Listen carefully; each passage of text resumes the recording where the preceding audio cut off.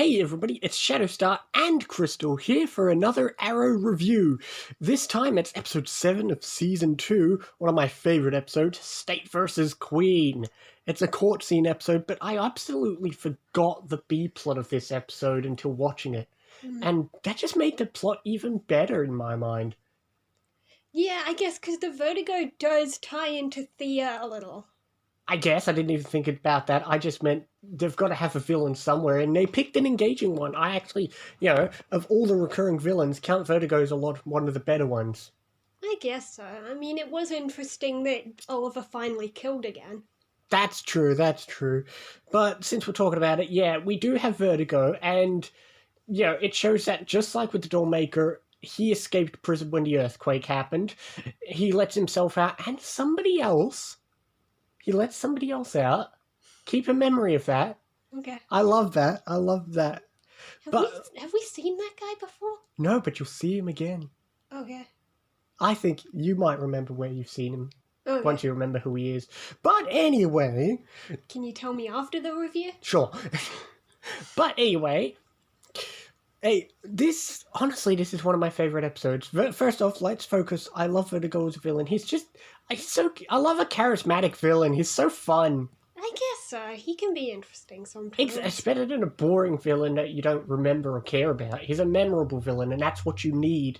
Yeah, that's one reason why I liked the Dollmaker. He was passionate about what he did. Exactly. He considered it art. And so does Vertigo, especially when you remember his first episode. And I'm glad they did mention that he came down from his high and was transferred, because for the first half of the episode I was thinking, wait, what? Wasn't he, last time we saw him... He was gone crazy. Exactly. So I'm glad they mentioned that. But yeah, it was a small plot, but it was, there were some good moments. Vertigo's a good villain. Felicity had a dumb moment, and then Oliver had to kill him to save her life. Yeah, but I liked that moment. It really showed that he loved her now. I guess it was, also he had a reason to kill. Yeah.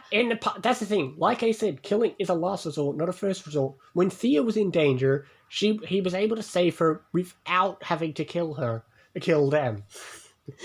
Doubt he would have to kill her. But yeah, I enjoyed the Vertigo plot. But let's move on to my favourite part of the episode, the court scene. The whole episode is a court scene episode, and I love court scenes in Arrowverse. So did I, but that made me remember it as being better. This is one of the few times where it was not as good as I remember. How so? I don't know. Just the way we've talked up the court scene, I thought this is going to be great, and... I can kind of understand that, because maybe I was talking it up a little bit too much. That doesn't mean it was a bad episode. I didn't say bad, just not as good as I expected. There is a better court scene episode in Arrow, but that's a long way from now. But we had a lot of good stuff in the court scene. I want to give... since the past few episodes you've been complimenting Closer, let's compliment... We got to see Roy in a suit. Oh, yeah. But speaking of Roy, let's go aside for a minute. In this whole... The punching bit was cool. I loved that scene. It was such a good scene with him and Thea. This episode has a lot of Thea stuff, and we'll get to something about her later at the end. When you're that stressed, you need to let your anger out. And I love how after a few hits, she just goes down, because honestly, it's the quickest way. It's just the thing. It wasn't about expressing anger. It's about releasing emotions. The quickest way to sadness is anger. Yeah. A lot of people don't realize that. Anger, once you stop being angry, just leads to sadness. That's often what it is. Anger is just a disguise. Yeah, and I liked that Roy was smart. He understood that because he was ready for it. Yeah. It's like he knew that after she'd had enough punching, she'd tire herself out and she just fell into his arms. That was such a sweet moment. But yeah, getting back to the court scene, I really enjoyed this episode, but it does continue with theme in the Arrowverse of the people, our side, the protagonist side, never wins legitimately. Yeah, true. We later found out Malcolm convinced the jury. Every time there's a court scene episode, they never win legitimately. It's really weird. I'll mention it when we get to later court scenes. I think I know the one you're thinking of. There's a couple I'm thinking of. Well, I'm thinking of one of them. Yeah. But there was... It was a really good episode. But I do like the bit where they track him through the van. Yeah. They're able to track Vertigo and who's encountered it through the van, which just makes me think, gee, if only Felicity could work for a certain government that's having problems with contact tracing. But enough about me throwing shade at our own government. There was... We need a Felicity in real life.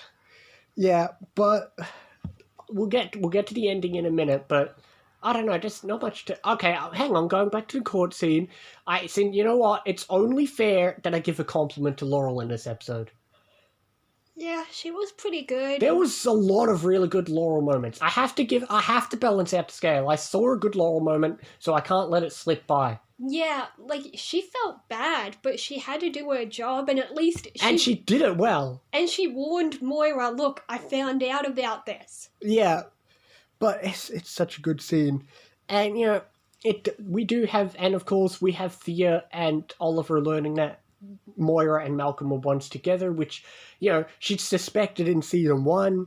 But she doesn't bother to tell them what Malcolm reveals at the end, that Thea is Malcolm's daughter. The weird thing is, it's sort of implied that Moira doesn't quite know. Maybe Moira never got a test. What, did she sleep with both of them so close together? I mean, one was her husband. I would assume they slept together around the same time. I suppose so. Yeah, the thing is, the court scene is great, but I can't really pick out any amazing moments. Although, no, I do have to. I just love the way the open... I'm sorry, I love court scenes, I love legal scenes, so, every scene, whether it's the opening statements or the testimonies, both lawyers do such a good job. I love watching those scenes. We really need to watch Medium at some point, because that's chock full of court scenes. Well, we'll get to that. She works for the district attorney. Well, maybe we will. No one's stopping us. Well, we're not going to have 3 things going at once. We're already doing Steven Universe. No one said we can't take a break and watch some mediums here and there. But I like doing Steven. Well, then it'll be a long time till I get to watch Medium. Yeah. Besides, I'm going to be throwing 1,000 shows into the mix soon. Yeah. Speaking of 1,000 shows we're throwing into the mix, we did get another mention of something that'll be showing up next episode and the episode after. Yeah, that's going to be great. That's all we'll say. Let's not rush ahead, because it's happening so soon. This episode is definitely one of my favorites in the season. Last episode was another one of my favorites in the season. And, man, I'm going to have a tough... See, with season 1, I had trouble picking my favorites. Not because there was a lot of bad ones, because mostly everything is average across the board. With season 2, everything is so good across the board, it's hard to find the really good ones that pop out. But this is one that I just love. I'm sorry, I've got a weakness for court scenes.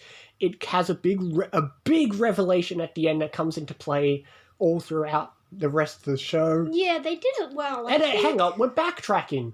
Not just the revelation that Thea is his daughter, but you've got to remember, this is a revelation that Malcolm's alive. We seem to be glossing over that. Oh my god, yeah. We're just glossing because we knew it already that... We forget that, oh yeah, that was a big revelation. That was supposed to be the revelation. Yeah, he's supposed to be dead. Yeah, everyone thinks he's dead. But I don't know what else to say about the episode. I don't know. I'd go as high as maybe 7. Vertigo's an engaging villain. Thea and Roy had quite a few good moments. I love every single moment of the court scene, and we did get a moment of Oliver having to kill someone. I'm gonna give it an 8.5. Alright, I'll stick with 7. Fair enough. But, well, we've wrapped that up pretty quickly. You know what the next episode is. Say the name. The Scientist. Next episode is episode 8. We won't say any more about it. I can't wait to watch it. Neither can you.